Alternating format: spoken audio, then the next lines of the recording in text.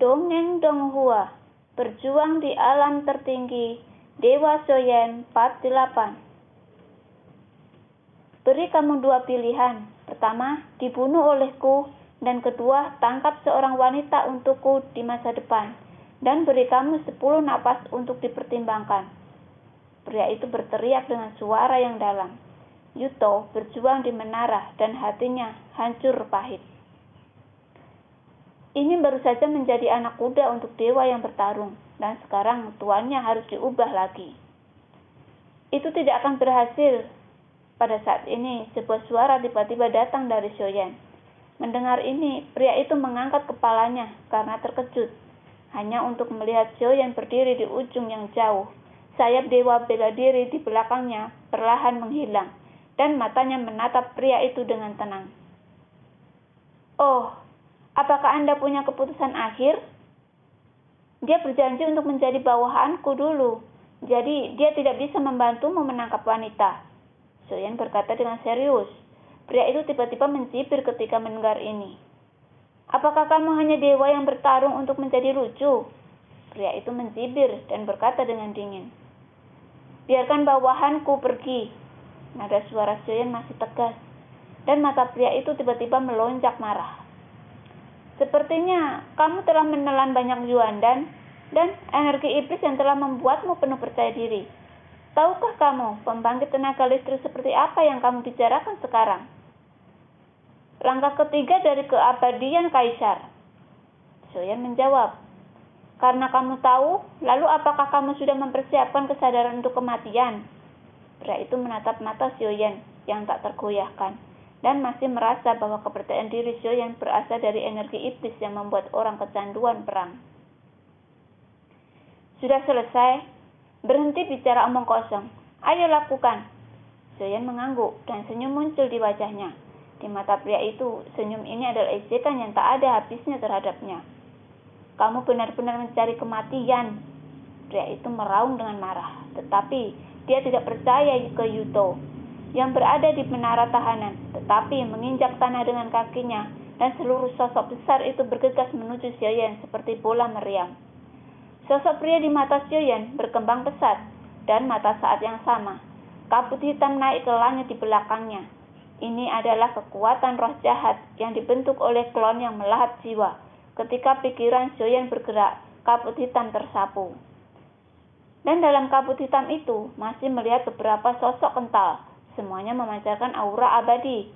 Ini adalah jiwa dari pembangkit tenaga listrik abadi yang dikumpulkan oleh Shoyan, membentuk jiwa emas.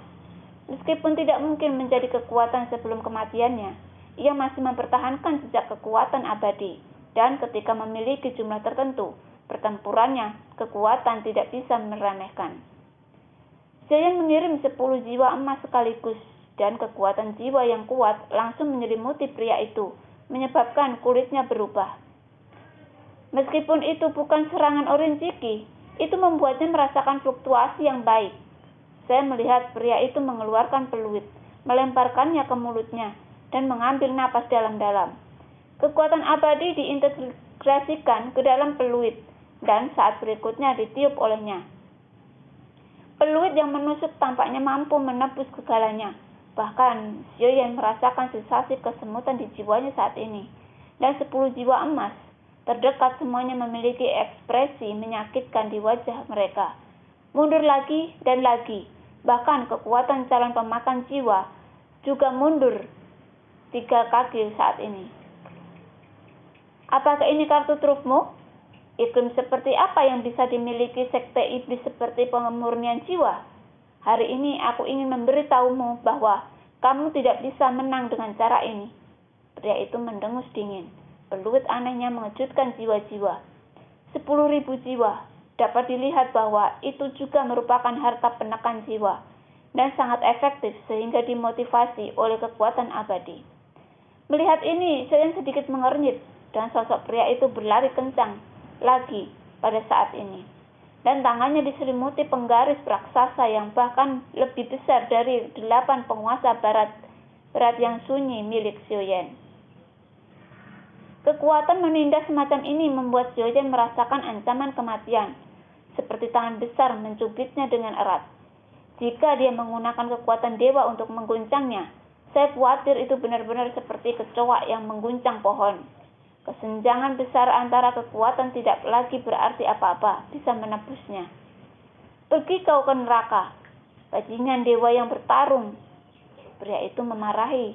Sosoknya sudah muncul di atas kepala Xiaoyan, dan bayangan besar yang disapu oleh penguasa raksasa menyelimuti Xiaoyan. Pada saat yang sama, Yuto berhasil melepaskan diri dari menara penjara ketika Xiaoyan berkelahi dengannya. Matanya kebetulan melihat pria yang menyerang Xiaoyan. Pupil mata Yuto menyusut, dan langkah ketiga kekuatan yang kuat. Ini kaki ke bawah. Dewa pertempuran apapun sudah muncul cukup untuk menyelenyapkan olehnya. Tetapi bahkan jika Yuto ingin menembak sekarang, sudah terlambat. Yuto melihat Xiaoyan perlahan mengangkat telapak tangannya, memperhatikan gerakan keterlaluan Xiaoyan. Apakah dia berencana menggunakan lengannya untuk menerima pukulan ini dari pembangkit tenaga listrik langkah ketiga? Apa yang sebenarnya yang terjadi? Yuto menahan napas pada saat ini. Hanya penguasa raksasa yang diayunkan oleh pria itu, dan lengan Xiaoyan yang terlihat sangat lemah, sehingga dia tidak bisa menerima satu pukulan pun tercermin dalam bayangannya. Sampai saat berikutnya, gelombang kejut yang kuat tersapu, dan suara menderu itu gelisah. Duar! Kekuatan yang tak tertandingi memicu badai, dan debu terbang dalam sekejap. Pada saat ini, Yuto berdiri di angin, dan dia kacau. Karena dalam gambar yang tercermin di pupilnya, itu luar biasa, dan itu adalah pemandangan yang tidak berani dia bayangkan. Benar-benar muncul. Satu tangan, itu benar, hanya satu tangan. Aku melihat 5 jari terentang, menangkap kaki yang dibanting pria itu. Angin kencang meniup jubah Xiaoyan, dan rambutnya berkibar. Hanya kata-kata di wajahnya yang acuh tak acuh, dan dia menatap dengan tenang pada pria yang pupil matanya berangsur-angsur menyusut. Permusuhan dan kedinginan berangsur-angsur menghilang saat ini kekuatan tercurah. Halusinasi. Itu pasti halusinasi. Ini adalah pikiran pertama di benak pria itu untuk memberitahunya. Meskipun dia tidak memiliki kekuatan penuh, itu juga mengandung kekuatan abadi. Belum lagi membunuh dewa yang bertarung. Bahkan 2 langkah bukanlah masalah. Tetapi saat ini, satu lengan yang kokoh adalah tidak bias, dan mengambil penggaris raksasa yang dibantingnya. Pembangkit tenaga listrik langkah ketiga memang memiliki sesuatu, tetapi tidak banyak. Baru setelah Xiaoyan berbicara dengan tenang, pria itu pulih dari keterkejutannya. Dia tampak terkejut. Kaki ini dapat diambil dengan cara ini, dan masih tidak bergerak. Bukan pembangkit tenaga listrik langkah ketiga, tetapi lebih kuat darinya. Langkah keempat, atau bahkan pembangkit tenaga listrik langkah kelima hanya mungkin. Pria itu tercengang. Lengannya yang kokoh dengan keras mencoba menarik penguasa raksasa itu. Tetapi dia menemukan bahwa terlepas dari semua kekuatannya, penguasa raksasa itu terjepit erat oleh 5 jari dan tetap tidak bergerak.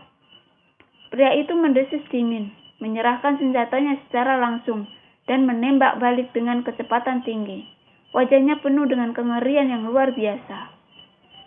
Tentu saja, bukan hanya dia yang ketakutan. Yuto yang berada di sampingnya memiliki mulut yang lebih besar dari yang dia buka. Oke, kuat sekali. Yuto ragu-ragu. Pria itu menyipitkan mata pada Yuto yang terkejut dan akhirnya mengerti. Bahkan Yuto tidak mengetahui kekuatan Xiaoyan yang sebenarnya. Begitu pria itu menggertakkan giginya, dia tidak lagi menginginkan menara atau penguasa raksasa. Jadi dia menarik diri dan berencana untuk melarikan diri. Saya sarankan Anda, baik menyumbangkan darah jiwa Anda atau menjadi salah satu dari ribuan jiwa saya yang mati. Anda terlalu lambat dalam hal kecepatan. Pada saat ini, suara dingin dan kasar Xiaoyan terdengar perlahan. Pria itu jelas terkejut ketika dia mendengar kata-kata itu. Tetapi dia masih menggertakkan giginya dan berencana untuk melarikan diri. Dia melihat kilatan cahaya di tangannya, dan 5 lampu perak terbang keluar. berubah menjadi 5 sosok dengan penampilan yang sama seperti dia, berderap pergi ke arah yang berbeda. Nafasnya tampaknya persis sama, dan jelas bahwa dia bermaksud untuk melarikan diri dengan cara ini. Karena begitu darah jiwa dikorbankan, maka di masa depan dia harus sepenuhnya mematuhi Xiuyan. Langkah ketiga dari keabadian tidak pernah diambil oleh siapapun, seperti yang dikatakan oleh martabat abadi Kaisar kepadanya. Ini sama sekali tidak mungkin. Pikiran ini hanya berlangsung sesaat, karena saat berikutnya embusan angin menerpa wajahnya. Pupil mata pria itu tiba-tiba menyusut, kepalan tangan mengaum, dan dalam sekejap dia melayang dalam 2 jari dari wajahnya. Duar. Suara itu datang dari belakangnya. Kekuatan tinju tercurah dengan liar, dan semua pohon di belakangnya terbalik. Pupil pria itu tiba-tiba menyusut. Tinju yang terhenti di wajahnya perlahan menjauh, dan sosok di depannya adalah Xiuyan.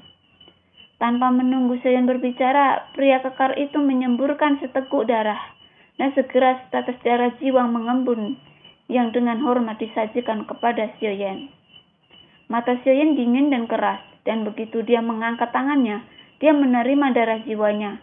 Pada saat itu, tubuh Xiuyan bergetar, dan kedua pemakan jiwa dan klon dewa abadi langsung tertutup dalam Xian Void Pagoda.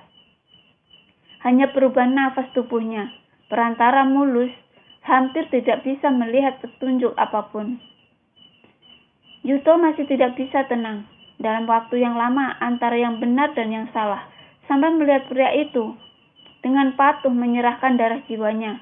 Yuto langsung merasa bahwa dia membuat pilihan yang sangat bijaksana saat itu. Tidak ada gunanya jika kamu ingin datang ke orang kuat seperti kamu. Pil sumber, berikan padaku.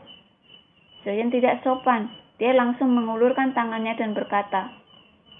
Pria itu tertegun sejenak. Apakah kalian ini merupakan hinaan atau pujian? Pria kuat seperti ini dipaksa untuk tidak membalas tangannya. Merasakan aura Xiuyan dari dewa pertempuran.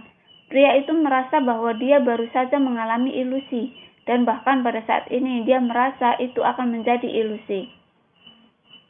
Tetapi bahkan ilusi telah menyerahkan darah jiwaku sekarang, apalagi yang bisa saya lakukan dengan patuh menyerahkan sumber di tangan saya. Ketika dia berbalik, pria itu langsung merasa bahwa itu bukan halusinasi. Di belakangnya, pukulan Xiuyan tidak mengenainya, tetapi itu membuatnya merasakan krisis kematian yang kuat. Dan kekuatan pukulan ini mengalir ke hutan besar di belakangnya, dan selusin pohon patah di tengahnya. Dia hanya kekuatan yang kuat, tetapi itu hanya dapat dicapai dengan mengendalikan kekuatan ke tingkat yang sangat tepat. Dia dapat melepaskan kekuatan di udara tanpa jejak kekuatan jatuh padanya. Tentu saja, ini bukan hal yang paling penting. Setelah pria itu berhenti, dia menatap Xiuyan yang menghitung mundur berapa banyak pil asal yang dia miliki. Segera kejutan di matanya menjadi semakin intens. Ini bagaimana mungkin? Pria itu tercengang dan tidak percaya. Tidak ada aturan di sini. Pria itu mengangkat alisnya. Kamu bisa mencobanya. Pada saat ini, Yuto tertawa ke samping. Pria itu memandang Yuto sebentar, tetapi setelah memikirkannya, dia masih tidak berani mencobanya. Pria itu bahkan lebih terkejut. Artinya, selain kekuatan yang kuat, orang ini tidak dikendalikan oleh aturan tempat ini. Jadi, itu sangat menakutkan. Lebih dari pertempuran berbahaya, jika tidak dapat dibatasi oleh aturan, pasti akan memiliki keunggulan mutlak dalam pertempuran. Pria itu menatap mata Xiuyan dan segera menjadi jauh lebih menakjubkan. Biarkan aku memperkenalkan diri. Xiuyan membuka mulutnya dan melemparkan 20 buah langsung ke mulutnya. Origin Qi yang agung meledak di tubuhnya, dan dia segera menemukan pohon raksasa dan duduk bersila di cabang-cabangnya dan menutup matanya untuk mulai berlatih. Senju. Pria kekar itu menjawab dengan sederhana. Senju? Apakah kamu Senju dari klan Dewa Iblis kuno? Yuto sepertinya mengenal pria kekar bernama Senju. yang menatap Yuto dengan aneh. Tahu? Senju memandang Yuto yang menggelengkan kepalanya dengan senyum masam. Aku mendengar beberapa rumor tentangmu. Yuto menjawab. Senju melambaikan tangannya. Kenapa? Kudengar aku suka makan, minum, pelacur, dan berjudi. Suka kecantikan, kata Senju agresif. Yuto tersenyum. Jelas, Senju masih memiliki pemahaman yang sangat jelas tentang dirinya. Kalian berdua harus berbicara dengan suara rendah. Siapapun yang dekat dengan tempat ini harus dibunuh. Joyen yang menutup matanya saat ini memarahi dengan marah kepala Senju yang masih sombong menyusut dan Yuto minggir berbicara dengan suara rendah tidak banyak. Siapa dia? Senju melirik Sioyan dengan gugup dan bertanya dengan suara rendah. Kesombongannya menghilang seketika. Aku juga tidak tahu. Yuto menjawab dengan suara rendah. Kau juga tertangkap basah olehnya di tengah jalan. Senju melirik curiga ke arah Yuto yang mengangguk sambil tersenyum masam. Kami memiliki pengalaman serupa. Apa yang kalian berdua bisikan? Tepat ketika mereka berdua ragu, suara ringan tiba-tiba terdengar di samping mereka berdua. Ketika mereka menoleh, mereka melihat sosok cantik berdiri di samping mereka. Yuto telah melihatnya sebelumnya, tetapi ketika dia melihatnya lagi, dia masih merasa sangat kagum. Setelah Senju melihatnya, dia tercengang. Kemudian mendengarkan suara raungan yang cepat. Yuto sedikit mengernyitkan dan melihat sekeliling, dan setelah secara bertahap mendengar sumber suara, dia tersenyum pahit dan menyadari bahwa suara raungan yang cepat bukanlah sesuatu yang lain, tetapi detak jantung yang berat. Pada saat ini, Senju merasa bahwa dia sedang jatuh cinta. Senju bersumpah bahwa dia belum pernah melihat wanita cantik seperti itu dalam hidupnya. Dia dapat dikatakan telah melihat banyak wanita, dan orang-orang dari semua ras tidak peduli betapa menawannya mereka. Dibandingkan dengan wanita di depannya, mereka adalah tak tertandingi. Berani bertanya siapa peri ini? Senyum lembut muncul di wajah Senju, dan sosoknya yang tinggi ditakdirkan untuk membuat Senju terlihat tidak senang. Senyum ini jelas merupakan penampilannya yang paling lembut. Tapi bagaimana menurutmu? Tapi itu memberi orang perasaan yang lebih dan lebih sesat. Itu laki-lakiku. Permaisuri itu tersenyum, menatap Sioyan yang sedang duduk bersila. Senju merasa hatinya terkoyak seketika. Rasa sakit membuatnya tanpa sadar menutupi dadanya. Wajahnya memerah. Dia jatuh cinta. Senju memandang Sioyan. Dia membencinya. Mengapa dia menyerahkan darah jiwanya? Jika tidak, dia bisa bertarung dengan sekuat tenaga. Senju berbalik dan seluruh orang tampak sangat tersesat. Ada apa dengannya? Permaisuri bingung. Yuto terdiam sejenak, menatap Senju yang terdiam sejenak, dan berkata sambil tersenyum masam. Mungkin karena hatiku.